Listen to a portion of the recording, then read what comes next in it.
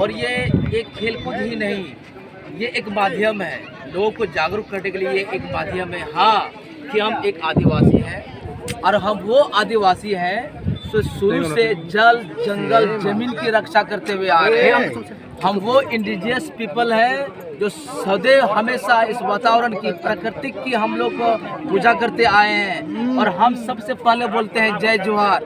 हम उन तमाम आदिवासियों को, उन तमाम भाई बहनों को मैं कहना चाहता हूँ इस चैनल के माध्यम से कि जय जोहार का अर्थ होता है कि प्रकृति को नमन करना, प्रकृति को सलाम करना।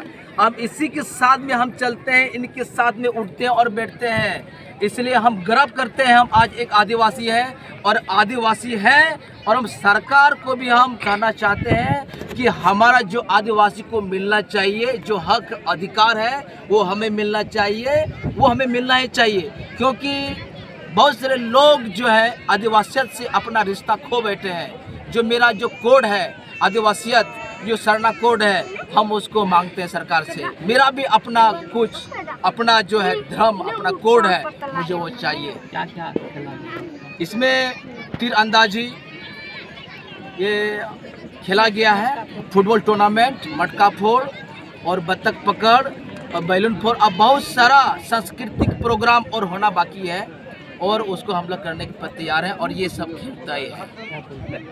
मेरा नाम विपिन मुर्मू है और जिला परिषद से भी हम कैंडिडेट रह चुके हैं।